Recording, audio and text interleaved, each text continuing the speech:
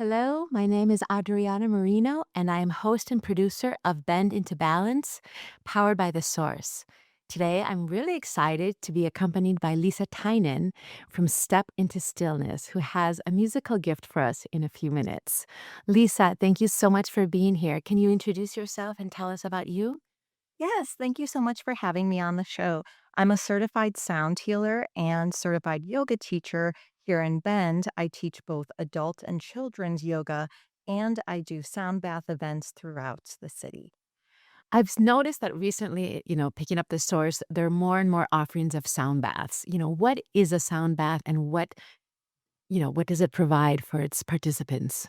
Yes, good question. So, sound baths can really use any type of musical instruments. I know some people in town even use their own vocals and guitars. You might find Native American flute.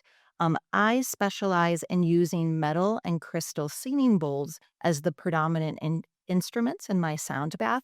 And really, if you think about that term bath, what you're really doing is you're bathing in sound. So, as these sound frequencies and vibrations are washing over you, you're really immersed in a total soundscape.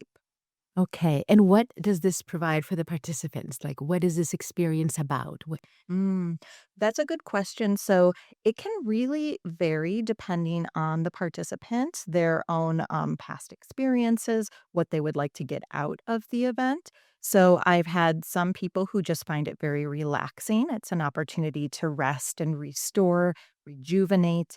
And some who say it's almost like a psychedelic experience. They have different visuals, different colors. They might feel like they're having an out of body experience or even floating around the room. And it can also be deeply meditative. So it really varies person to person. Wow. So before we get into, more or less what the sound bath does and how it works, can you tell us a little bit about your own journey, Lisa, how you got into this? Yes, absolutely. So I don't have any formal training in music, but I grew up in Chicago and I grew up in a household where music was always on. So my parents loved listening to blues, jazz, REM, Talking Heads. So lots of music. And being from Chicago, Chicago is such a musical city. So I grew up in my adolescence really involved in the house music scene and dance music scene in Chicago and also going to the Chicago Symphony Orchestra. So today I love everything from house music to Philip Glass to Miles Davis. So Mhm. quite varied. And with that love of music, what really actually sparked this journey for me is meditation. And so I was always interested in Buddhism and meditation. I was actually raised Catholic. And although I didn't feel a strong connection with the Catholic Church per se, I was very interested in pursuing a spiritual path. And so, being interested in Buddhism from a young age, when I graduated from college, I had the opportunity to go to Japan and Oh, teach English in Japan. And it was when I was living there that I began learning more about Zen Buddhism. I got to experience going to some of the Shinto shrines and Buddhist temples and experiencing some of those ceremonies for the first time, and it was very eye-opening. So I went on from there to traveling to New Zealand, where I worked at a Tibetan Buddhist retreat center, and I was the gardener there and also the person who did the hospitality and wow. changed the bedding and everything. So it was through the woofing program, fed workers on organic farms, Mhm. and, that was a really eye-opening and really transformative experience for me to get to be part of this Tibetan Buddhist retreat center and just learning about different cultural practices and different types of Buddhism and trying to kind of find what the path was for me.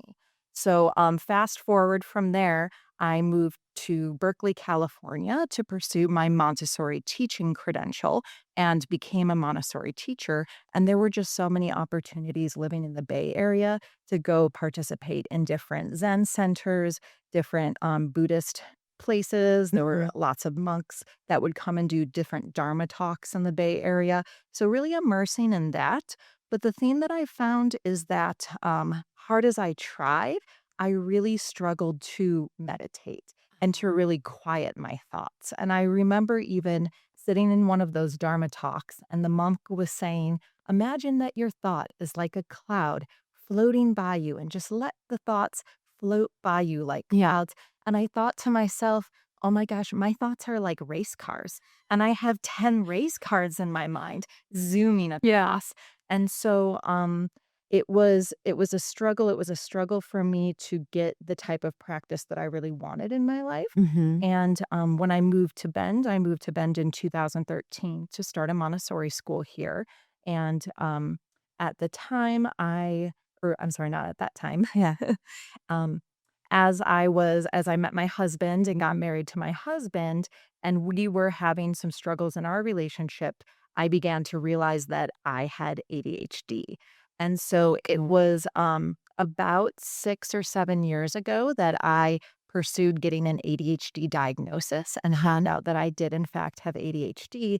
And it kind of set me on a path of then figuring out how to navigate my life and structure my life in a way that I could have a very flourishing relationship with my husband, that I could be very successful in my work, but also not have to take medication for ADHD? How could I Uh-huh. keep all of my symptoms under wraps in a way that I felt that I could function at the level I wanted to function? And that included meditation and realizing that this was an obstacle. So I did my first Vipassana meditation retreat, which is a 10-day silent meditation retreat about 4 years ago now. And that was a huge life changer for me. So I'll often call it meditation boot camp, the Uh-huh. Vipassana. They just force you into it?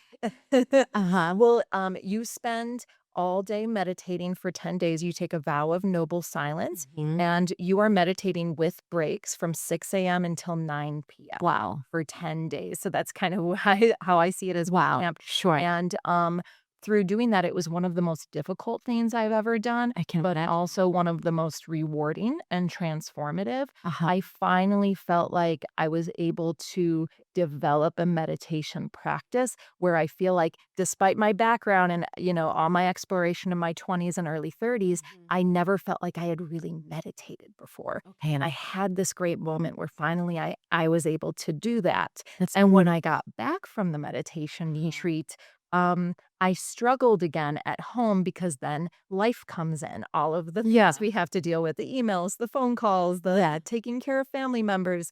And even though I would try to do a daily morning meditation practice, it was hard to quiet the noise. Okay. So I often kind of describe my form of ADHD as very heavy on the H, capital H for hyperactive. Yeah. I feel like I have a strong life force, like Mhm. my body almost cannot contain the amount of energy that I have. Okay. So you Got it. can see how that Uh-huh. can be Yes. tricky. Uh-huh. Um, and so after when I was experimenting with how am I going to work this into my life and a daily routine, I started listening to different singing bowls on Spotify. So they had Mhm. different like Tibetan singing bowls Yeah. that you could listen to the playlist. And I noticed that if I listened to that before I tried to meditate, I Uh-huh. actually kind of primed my brain and helped me to drop into that state Okay. much more easily. And it was about that same time that my husband and I were traveling through Arizona, and I was able to go experience a sound bath in Arizona. For the first time. Yes, Okay, yes, wow. and that was Uh-huh. with, a lovely woman. She had just 6 crystal singing bowls, and she played them for over an hour while we laid there, and it was a pretty powerful experience for me, Mhm. and, that ability to feel like, time ceased to exist, Yes. and I felt like I was able to drop into a deep meditative state similar to what I had experienced in the Vipassana meditation, Mhm. and I left that experience knowing kinda just knowing that this was my path. Sometimes you have that love at first sight Uh-huh. moments, and you Yes. can have them with, For instruments and sure. different things Yeah. too, and so I just knew that this was something I wanted to incorporate into my life. Okay, and this was 4 years ago, and all of this time, then you had never taken any medication for the ADHD? No, I have an Adderall prescription, but I Uh-huh. take it very rarely Yeah. because I really think at this point I've managed to successfully keep my symptoms at a manageable level so that I feel like I have way more patience, way more clarity, way Uh-huh. less impulsivity and reactivity in my life. So, yeah, I definitely feel like I'm in a very good place. And I do attribute the musical instruments that I play every morning and the meditation to that. Can you tell us what your day looks like then? So this is something you do practice on a daily Mhm. basis? Yes, absolutely. So I usually wake up in the morning and I Uh-huh. do have a delicious little latte or Yeah. coffee that I make. Uh-huh. And then I in our spare bedroom, I have my instruments set up and I'll spend sometimes 30 or 40 minutes playing the instruments. So before I ever played publicly for anyone else, Yeah. I began to amass a collection of crystal Okay. bowls and metal singing bowls, and I just played for myself every morning for about 30 or 40 minutes. Oh, That's also wow. how I learned the skill and I developed the confidence. Uh-huh. And then after that, I do have different books that I like to read, like Ram Dass and John Kabat-Zinn, Yeah. Jack Cornfield, maybe read a few quotes, and then just Mhm. gets me in a very good primed position to then sit down and be able to meditate. And then I do try to meditate for 20 to 40 minutes every morning. Oh, wow. Yeah. So in what moment did you decide to share your gift with others? Yeah, I was a little shy about it at first, just playing for friends and family. And during COVID, actually, I was doing a lot of just free yoga in the park for friends, just very casually, Yeah. friends getting together to do yoga, Uh-huh. especially with the studios being closed. Sure. And so I started bringing the singing bowls out when I would do that and playing them in front of friends, Uh-huh. getting really good feedback. And it was around this time too, so about 3 years ago, that I decided to pursue. I already had my children's yoga certification, being a Uh-huh. Montessori teacher. Sure. So I decided to get my adult yoga teacher training done. Uh-huh. And I've had a yoga practice for about 20 years. I've been doing yoga since I was 18. So that coupled with the teaching was just a very natural fit for me. Yeah. And cumulatively, all of these things, the sound healing instruments, the yoga, my background in teaching, just came together in this really beautiful way. Yeah. And so in what no, it sounds like it all flows so organically, all the skills that you're bringing. And in what moment did you decide then to like, create, step into stillness and be more active in this sound healing space? That's a good question. I was working for a nonprofit. I had sold my Montessori school in 2021 and was working for a nonprofit. And it just was a not a great career fit for me. Again, with the ADHD, having to be on Zoom calls for sometimes 4 or 5 Oh my hours a goodness. day For and anybody. sitting at a desk. Yeah. And I actually had a friend who I talked with who was a life coach and kind of got to the point where I decided I wanted to redesign my life. So I Uh-huh. took the plunge back in September 2025 to leave that position with the nonprofit, Okay. get back into the classroom, both teaching children's yoga. So I teach children's yoga in the school systems and also at a few of the studios around town, Free Spirit and Uh-huh. Spa, and then doing adult yoga and sound bath and just combining that as really my passion. Yeah. And what has this given back to you, since you've been dedicated to this music space? Yeah, absolutely. Well, and I think, often we call this sound healing. And Mhm. I think that it can be very healing for some people. When I really think of my own story and experiences with it, the meditation and the meditation retreats that I've done have truly been healing. The Mhm. more I deepen my meditation practice, and I see the sound healing instruments as having given me many benefits, which I want to go to in a moment, the Yes. scientific Yes, benefits of please. these. Yeah. Um, but I would say it's an aid to that. I see it as a tool or an assist in helping me deepen my meditation practice. Okay. It's like a means to an end. Kind of, yeah. Mhm. And talking about meditation, what has meditation meant to you? How do you expand your health, wellness through meditation? Good question. So I think that first and foremost, we all live in a very stressful world. There's so much going on, so much that's trying to compete for our attention at any given time. And um, we're just stressed as a society. So meditation is an opportunity for, if anything, even if you don't quiet your mind and have no thoughts, to just give yourself a little reprieve. and give yourself a moment. So even if you sit there and just spend your time processing what happened for the day, that's okay. Yeah. But for me personally, what I'm very curious about and interested in is the sense of self, the sense of the self, the I, that ego, Mhm. that I with the capital I that you Uh-huh. often refer to in Buddhism. And in Buddhism, we see the self as an illusion, right? So we have this consciousness and we have this ability to tap deeply into our sense of present awareness Mhm. and realize that we are not our thoughts, that we have this narrative running through our mind all of the time, but we can actually take a step back and be the silent observer of our own thought patterns and of our own mind. And when we're able to do that, it does help with emotional reactivity. Yes, it helps not be swept away by your emotions Mhm. because you're able to actually observe it from afar a little bit, which is incredible relief. That alone, Yeah, really brings a lot of relief to our lives. for sure. Um, do you want to get into a little bit about how the sound healing works and what the benefits are that you just hinted at it? Yes, absolutely.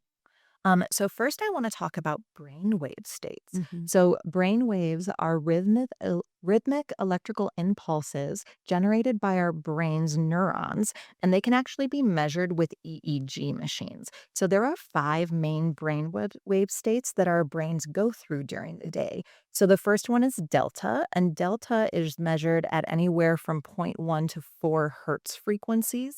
And actually, infants, so children between the age of 0 and 2, are in a delta brainwave state for most of that period of development, which is kind Okay. of fascinating. Uh-huh. So it's often called the unconscious mind stage. And Okay. actually, it relates to being a Montessori teacher. Uh-huh. Maria Montessori often talked about the unconscious mind in children. Yes. So in adults, that is that deep sleep state, that Okay. REM sleep state that we experience. So we do still experience moments of being in a delta brainwave state. Mhm. And next is the theta brainwave state. So, theta and the next one, alpha, I'm going to talk about is what we're able to help participants tap into when they're experiencing a sound healing session or a sound bath. So, theta is 4 to 8 hertz. And similarly with child development, that is what children between the age of 2 and 6 are typically in. That Oh. 4 to 8 hertz brainwave state, and it's known as the subconscious mind. It's actually the mental state that we are in when we meditate. So they have done different experiences with monks, with Buddhist monks, where they have had them hooked up to EEG machines when they're meditating Yeah. and notice that they're going into this theta brainwave state, which is Wow. really fascinating. And so the next one from that, the alpha brainwave state, is kind of what's known as the flow state or creative state. So Mhm. when our creative juices are flowing, maybe we're rock climbing, mountain biking, creating a beautiful painting, Yeah. music. So we're in that flow state and it almost seems like time just dissolves around us and Yes. we're really in the present moment, and that's between 9 and 13 hertz. Okay. So again, that's what some people experience, and tying into what I was talking about before, Uh-huh. during a sound bath session. So next is beta. Mhm. And beta is, it kind of has a wide range, 14 to 30 hertz. And that is what, as adults, our brains are in for most of our waking hours. Okay. And there's a benefit to this, right? Because it's the analytical thinking brainwave state. So Uh-huh. it's what we need when we're driving a car, Sure. doing our taxes and answering emails. Yeah. So there's Multitasking, doing yeah. absolutely, yeah, it's Mhm. very helpful in a way, but it's that point in which we're doing a lot of thinking. And then the fifth one is even higher. Gamma is a state of super high arousal, but it can also be a state of agitation. Sure. It can be in a state of being in anxiety, experiencing anxiety, and that is anywhere from 30 to 100 Oh, hertz. wow. So, Huge range there. yes. So what in learning about this, I kind of theorize is that we spend so much of our time as adults in that beta and even gamma hyper aroused brainwave Uh-huh. state that then when we go to sleep at night or we go to do something like meditate, it's difficult to do so Because of the gap? yeah, we have trouble just quieting the Sure. brain and quieting the brain waves. And so when I was going through this journey on trying to find kind of brain hacks for myself with ADHD and Yeah. with ADHD, I had come upon binaural beats. Okay. Now, binaural beats, some of your listeners may have heard of, is a really cool scientific phenomenon. Uh-huh. So it's an auditory illusion created by two tones of different frequencies that can be used to actually alter brainwave states. So it can actually be a hack that helps to drop your brain into one of those delta, theta, or alpha Okay. lower brainwave states. And it does it through a phenomenon called brainwave entrainment. So, brainwave entrainment is when your brain hears those two beats that are Mhm. very similar and they perceive a third phantom Oh, beat. wow. So, I've brought some of my instruments today Uh-huh. and I'm going to do a quick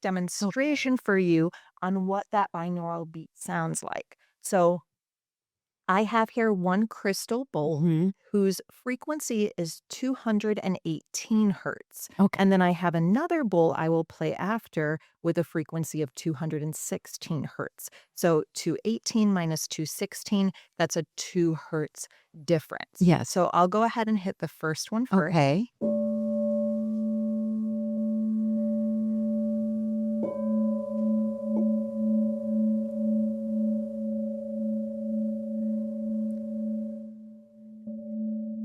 So you can hear Mhm. how they're both an A in the third octave note, but you can hear how they're kind of the frequencies are kind of bouncing off Off each each other. other. Uh-huh. Mhm. So that can help participants during a sound bath to drop into a much lower brainwave state and brainwave frequency. And what I just love that I kind of tie into this too is Mhm. again my background in early childhood education and child development. I had just recently read Michael Pollan's new book, A World Appears, Yeah. which is all about consciousness and our sense of self in the world. Mhm. And what he notes in this book is several researchers studying consciousness and studying development in children have found that children actually have what's called lantern consciousness, Uh-huh. where they don't have a fully formed sense of self until they're about 18 to 24 months old. And even beyond that, it doesn't really fully solidify for children until about 5 years old. Oh, So, wow. kind of, if you look at what I discussed about the brainwave Yeah. states, it all kind of fits in together our sense of self, consciousness, and the ability to really tap into something that allows us to go deep within ourselves, deep within that present awareness, and start peeling back the layers. So, as adults, we have what's known as spotlight consciousness, Mhm. according to these researchers. And it's again very helpful because this form sense of self, this I that we have, allows us to separate past, present, and future. It allows us to again think analytically, but it also comes with a lot of baggage and a lot of things we don't like in the world because it's that sense of um, associating so much with our thoughts and identifying with that author voice that's in Yeah. our heads that Ram Dass described it as life being like a tight fitting shoe, right? Mhm. Or some Buddhists describe it as a cage that you're in. And so really exploring consciousness here and using these beautiful instruments as an opportunity and aid to do so can really help us learn more about ourselves, help us explore what's possible within our own minds. Yeah. Wow. So, I wanted to share a few other healing benefits of the musical instruments. So, one other thing has to do with our vagus nerve. So, Yes. our vagus nerve is one of the longest running nerves in our body. It helps to regulate essential bodily functions, involuntary functions like heart rate, breathing, and digestion, and facilitating communication between your brain and your organs. So, it's part of the parasympathetic nervous system. And what also happens, particularly with metal and crystal singing bowls, is when we're playing these frequencies, when these vibroacoustics are rising up from these instruments, they're actually stimulating your vagus nerve. So they're stimulating that parasympathetic, that rest and digest part of your nervous system, which is why people can find these experiences to be extremely relaxing. How does that happen? Because, I mean, I know the vagus nerve, it's the rest digest, and we can often stimulate it by humming, by singing, by deep breathing, when our diaphragm pushes on against that vagus nerve. How does it happen with sound when we're quiet and still, maybe not humming? I mean, Yeah. Well, the vibrations from sound waves can physically travel through the body, and the vibrations, like I said, stimulate the vagus nerve. And they do it also by actually getting into your cells. So they actually literally get into where our cells have a lot of water and plasma into there, and they're actually affecting them. So there was a great study by Kyoto University that the yeah. study was done in 2018. The research came out in 2025, the findings published that sound healing can improve cellular function. That's amazing. Really neat. And it had great research on fat cells and cancer cells and lots Mhm. of different benefits. So, really fascinating research is starting to emerge. Wow. But I think it's important to also point out that science, we've discovered a lot so far, Mhm. but science doesn't know everything yet. And so, Yeah. there's a lot still that's a little bit shrouded in mystery that they Mhm. do not know. Especially when it comes to things like this, just like how Michael Pollan points out in his new book, that scientists still can't even agree on what consciousness is, let alone prove whether or not consciousness exists or whether there's a physical place in the body in which consciousness resides. Wow. So, yeah, so a lot of fascinating information. Um, And a big field that is just developing. It's just beginning. I think so, and I think as more and more people are interested in this, and we do have more measurable tools like EEG machines that we Sure. didn't have 100 years ago Yeah. to measure these things, I think we're going to learn in the decades to come a lot more about sounds healing effects on the body, about Reiki, about meridian lines, Mhm. and all of the other healing modalities that still are somewhat on the fringe.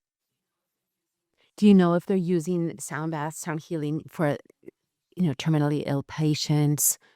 I did see one documentary, I forget what it was, but they actually, yes, were using it Mhm. in a few studies, and it was particularly people in a chair that it kinda looked like a lazy boy chair, Yeah. and so it wasn't live instruments, they Uh-huh. had specific frequencies that they had identified that they were experimenting with to see if they would do specific things, like to see if they would have an effect on certain cancer cells, Mhm. and so far, it sounds like the research was actually fairly promising. Oh, wow. So, yeah, yeah. And you mentioned vibroacoustics, so I wanted to talk Yeah. a little bit about that too, because it's not just with outside musical instruments that we can do this, but we can generate different sounds within our own body with humming, with chanting. And there's a lot of I wanted to talk a little bit later in our Mhm. program about the different cultures that have used sound healing over time. Oh, yeah. And yeah, there's a lot of ways that that has been used to stimulate the vagus nerve, to kind of activate that parasympathetic nervous system, and especially that chanting of Om, Mhm. for example. So, that chanting of Om is seen as this really pure tone that um, generates a lot of awareness, a lot of healing within the body. Okay. Do you wanna play something from Yeah, I would love from what to. you have here? So I just have a few more little things that I'd like to show you here. Yeah, these instruments. So first off, we've got a harmonic chord, and what I'm going to play for you is a harmonic chord that's an A major, so it's A, C, and E. And another thing to note is a lot of these bowls are each one is a specific instrument that is associated with a specific chakra. So you can actually do chakra balancing or chakra cleansing housing metal or quartz crystal singing bowls. And the A, for example, that I'm going to play is the third eye, C is the root chakra, and E is the solar plexus. So I'm just going to show you real quick what that sounds like.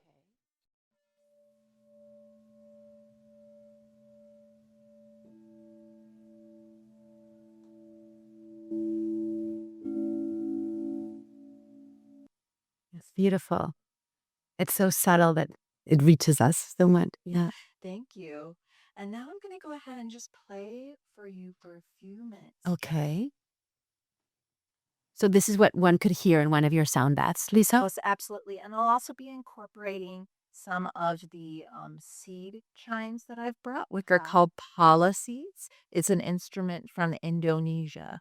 I mean, that'd be Indonesian pala seed.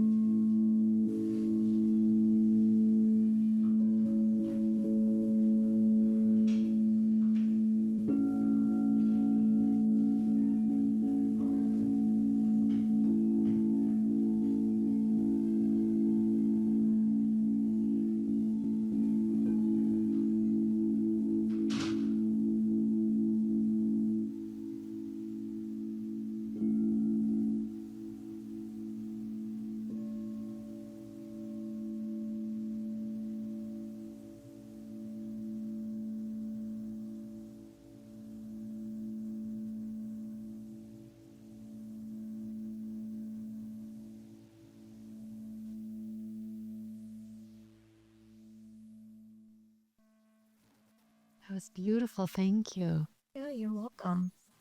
One thing that I find so interesting about these instruments, Lisa, is that hearing them so close to my body, I feel the sound waves. Hmm. I feel the energy kind of like gently arriving to my body. You feel those ripples, different from most music. Why is that? Absolutely. Isn't that incredible? Yes. So, when I'm playing these bowls, and what I brought today is an assortment of 6 of my quartz crystal singing bowls, is when the vibrations are starting around the rim of the bowl, it's kind of creating this nice little container for it to rise up, and those sound waves are really rising up out of the bowl. And if you kind of pay attention with your ears, you'll notice that it's actually more than one tone. So there's almost like some bowls have 2 tones or even 3 tones that are rising out. So, for example, this beautiful sea bowl here, if I were to hold a tuner over it, it is vibrating anywhere between 275 and 280 hertz frequencies. So you're getting this 5 hertz frequency range where it's creating those vibrations. Those sound waves are bouncing off each other and rising up into the room. And again, as we discussed, our body, if I fill one of these with water and I play the singing bowl, that water is going to start dancing around. It's going to start to move and to vibrate. And our bodies are filled with fluids that are responding to that. Wow. So you believe that the healing happens, the one, it drops us into the parasympathetic state so we can be in that rest digest state. Parallelly, it's also putting us into another brain state? Absolutely. Yeah. So there's the brainwave states that are going on here. There's the vagus nerve and our parasympathetic nervous system. And there's also the chakra system for those that do choose to. We don't have a lot of scientific evidence of the chakra system. But again, as I said, there's not scientific evidence yet of everything. But the more I do focus chakra meditations, the more I do notice within my body different energy centers. And I kind of see it as energetic meridian lines, so to speak, that can be in or out of balance. And when I play the bowls and when I do focus on particular notes where I might be feeling a little bit energetically stuck, I do feel that shift a bit internally. So I do think it can be used in that way. And that's why I use it as a tool coupled with different chanting and yoga postures in helping aid in chakra balancing. So I do also want to mention, just kind of as a little disclaimer, that I don't want to mislead anyone using the term healing. Again, as I said in the beginning, I think that it really, each person is different and may experience different benefits, maybe no benefits at all from doing a sound bath. Yeah, but I think it's an interesting thing to just everybody can try and see how it resonates for them personally. I will also mention that there are some people for whom a sound bath, particularly with singing bowls, might not be good. And that's if you have any sort of moderate to severe hearing damage. Okay. So it's not recommended if you have a hearing aid or if you've had a lot of hearing loss and hearing damage, because those sounds that you heard can be a bit intense and it can actually not feel great to your eardrum. Got it. Yeah. How do you see your path continuing to evolve? Ooh, Where do you want to question. take, your gifts? Yeah, so right now, I've been expanding to collaborate with different practitioners around town. So I have been doing some lovely acupuncture and sound bath collaborations with Mark Montgomery from Bend Community Healing. And we found that that is a really nice pairing to have participants first go through a little bit of movement. We do a little blend of some yoga and qigong movement, and then have participants settle in for acupuncture while I play the singing bowls. And I'm also working with a few Reiki practitioners in town, Pine and Prism. And also a fellow teacher at Nama Spa, Amy Mew, will be doing an event this summer at Smith Rock, which will be a Reiki and sound journey. So there's lots of opportunities to pair it with different things and different modalities.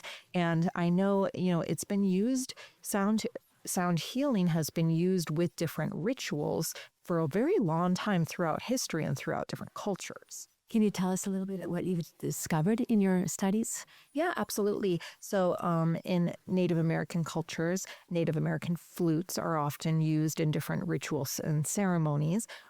African rituals in Latin America, for example, with cacao ceremony, oftentimes cacao ceremony is paired with flutes, shells, and different sorts of rattlers. Ayahuasca ceremony is predominantly paired with vocals and chanting, but also with, they have dried leaves that they sometimes shake and different rattlers as well.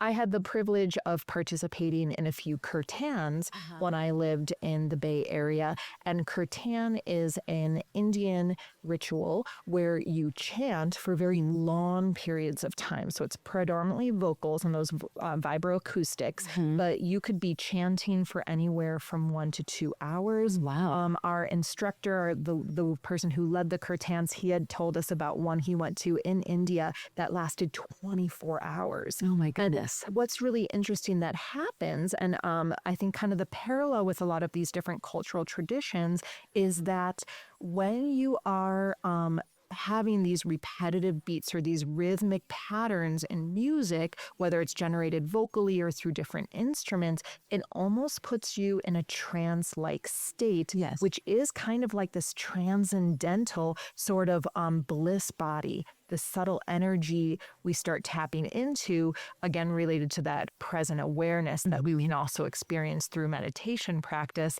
And being a music lover, I'm a big fan of Fela Kuti. And Fela Kuti has this present in his music too. So if you listen to a lot of Fela, he's got very repetitive, interlocking rhythms that anchor the listener into a trance-like state through slow, deliberate layering of the instruments. And his songs can go on for sometimes 10 or 20 minutes. And with this, it really helps for the listener. You can get a meditative focus, and it also can break down the barrier of time a little bit. And it's interesting because that's what I hear sometimes from participants of sound baths is they'll say, oh my God, I can't believe that was an hour. It felt like 10 minutes. Yeah. Why do you think that happens, that we just lose notion of time? I remember when you invited me to your event at Hanai Center, I also had that same sensation. I fell asleep and I didn't know where I'd gone. It was like I had traveled in time and place. It was a beautiful experience. Why does that happen? Yeah, I mean, I wish I knew. The mysteries of our world. Again, yes, being somebody who's very science-minded, how are you looking out for those answers? Yeah. But I do think that there is something to be said that this is a common experience that people have. And it's not just from the metal singing bowls or crystal singing bowls. It's not just from one particular instrument, but this can be present in lots of different music. And it can also be present in music like Fela Kuti's. Okay. Wow. And just a little history too on the singing bowls. So in terms of the metal singing bowls, the metal singing bowls have been around the longest. So they actually, it's often a misstated thing or a myth that they are Tibetan singing bowls. They actually originated in Persia about 3,000 years ago. And they were first used as bowls. So they were actually just serving dishes and used for food storage. And it wasn't until about the 12th century that they began being made by metal craftspeople in Nepal and India and starting to be used for Hindu ceremonies. So the first original metal singing bowls were used in Hinduism. And in Hinduism, it's believed that the universe was created through sound, which is really neat. So a lot of these bowls being used in different rituals and when chanting Om. And then from there, 12th to 16th century is when metal singing bowls spread to other countries throughout Asia, including Tibet and including Japan, where they're actually called rin bowls. And those rin bowls are used in meditation and different temple rituals. Okay. And for the crystal singing bowls, the quartz crystals, they actually are a modern invention. Oh, really? So they were an innovation accident invented by software companies in the 1970s, which I think Never expected that. know. Yes. So what happened was actually GE, General Electric, and other companies that were trying to manufacture software chips and solar cells had melted quartz crystal in kilns to make what's called a crucible. So a crucible is a blacksmithing term. And they were trying to use them as crucibles to melt down silicone for making the computer chips and the solar cells. And it's important to remember quartz crystal. It's used in watches and clocks and in electronics because it's a great conductor. It's very precise when it comes to these different frequencies. And it was kind of discovered by accident by sound practitioners that, these crucibles that these companies made produce these really beautiful pure tones. And so now today the majority of crystal singing bowls that are manufactured, and there's lots manufactured in the US and Canada and also overseas, they are predominantly made for the sound practitioners who use them, but and they're great instruments, but they're not an ancient or sacred instrument. They're relative. Exactly. Computer engineers in the 70s. Wow, what an interesting backstory. Yeah.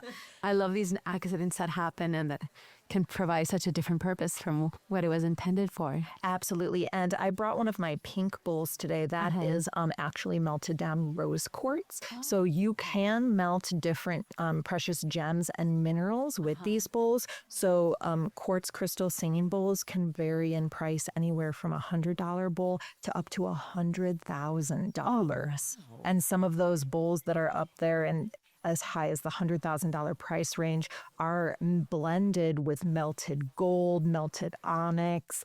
I've seen ones with amethyst, jade, all different types of crystals. Yeah. And they all produce beautiful tones, and you get those kind of multi-layered tones, and it seems longer the kind of higher quality it is. Yeah. Wow. What are typical comments that you might hear after a sound bath, Lisa? People who have participated in your spaces, how do they feel afterwards? Oh, good question. Honestly, I usually let everyone have a little space after because people are usually coming out of such a deep state Yes. that they almost look kind of as if they've just experienced a very intense massage. They look a little bit, they're looking around the room like, yeah, a little spacey. Yeah. And so I just want to give them a little bit of time to process. Yeah. But those who are, I get people coming up to me after who do want to ask curious questions and ask about the instruments. And they often say, while they're laying down, it sounded like there were 5 of me in the room, or it sounded like sound was coming from, they couldn't believe that I was just sitting in one place, for example. And they really felt that washing over them sensation. Yeah. Again, people have said that they feel like it has created visualizations for them. Colors might arise, different sensations in the body, that feeling of timelessness, of kind of losing track of time in the experience. And also people do get so deeply relaxed that from time to time I have people who fall asleep during the sessions, which is fine too. And that could just be, we need rest at that point. Our body sometimes when I had a meditation teacher tell me that oftentimes people fall asleep in meditation too, because when we have that moment of stillness and the opportunity to quiet the mind, sometimes the mind, if not trained, doesn't really know what else to do but go to sleep. Sure. But isn't it true that even asleep, those, if you will, those therapeutic or the beauty and the power of the sound bath will still work on the body even if the person is asleep? Yeah, I would theorize that would be true because as we've stated that it has these benefits on your cellular structure, on your ability to just have these sounds go deeply into your tissue. Wow. And going back to your story, I often find it interesting how many individuals, their own individual story, what happened to them, has brought them into a path of health and wellness where they want to share it with others. And, going back to your diagnosis of ADHD and wanting to cope with it in a very natural way in which you're not necessarily dependent on medication, which has other side effects. Like, how can you come full circle with, the gift that you have brought to Bend through your sound baths? Yeah, absolutely. And I think that I would be remiss if I didn't really highlight being a Montessori teacher and just a teacher at heart, how much this has played in for me. Because as a teacher, particularly in Montessori, we really believe in following the child. And we see ourselves as guides, right? More than just the teacher who stands in front of the classroom and teaches at people. Yes. And as an adult educator, and I really consider when I'm doing yoga and sound bath events, that's my role as an educator. And I really want to see myself as that guide and that facilitator who's holding space for others and creating a safe container that others can come into and have their own experience. And that's why it's very important to me that I don't tell people what I think they're going to experience, but I let people feel that they have the freedom to experience whatever is going to come up for them in that moment and know that it's a safe space to do so. Yeah, that's beautiful. Have you found that the more you do this, the more profound effects it has on your own well-being? Good question. I think that I think it's hard to tease out this versus the meditation practice because I do continue to also go deeper in my meditation practice. I just came back from completing my 3rd silent meditation retreat. My husband joined me this time, which was really lovely in Washington County. And I think where I'm getting with it is it's funny. I thought, years back on this path that I would get to some point where I would get to this deep trance-like state in my meditation and my ego was going to completely dissolve. And what instead I've realized is a much more even and a much more subtle way that it has trickled down into every part of my day. The way I approach people in the grocery store, Yeah. the way I move through the space, the way if somebody I meet out on the street is being difficult, how I'm going to approach that situation and choose not to give into reactivity. Yeah, it sounds like you really have tapped into that freedom that we each have, that we always have that choice of how we respond to everything that happens to us. Absolutely. And many of us don't take that pause to say, how can I best respond here? We tend to react. I mean, that's the beauty of tapping into that, rest digest state. The more we can do it, the better we can take that pause when things trigger us. Absolutely. And that's why I named my business Step Into Stillness, because I really want participants to know when they come to my events, they're able to step into a place of stillness. And it's also taking a step toward that. So I often say in my classes that stillness is not the presence of or the absence of movement, it's the presence of peace. Yeah. So it's finding that opportunity. Well, thank you so much, Lisa. This has been such a gift to have you here with your music and the bowls. I really appreciate it. If somebody wants to find, any of your sound baths, how can they find where you're playing? Yes, I don't have a permanent location right now. Rather, I work with different studios and spaces around town. So in the summertime, you can actually find me at a lot of outdoor venues and doing outdoor events. Those can be found on my website, stepintostillness.org/events. And during the fall to spring, so September until May, I predominantly use the Hanai Center. So you can find me there at Hanai. And that's also on the Hanai's website. And I'll be doing a few upcoming events, one with Pine and Prism on Tuesday, June 2nd, where we'll be doing a Reiki and sound journey from 6:45 to 8 p.m. That's $35. And then I'll be doing a few other great events, the one at Smith Rock late in June. That will be Reiki and cacao ceremony with another practitioner. Okay. Thank you so much, Lisa. Thank you. It's been a pleasure. Thank you.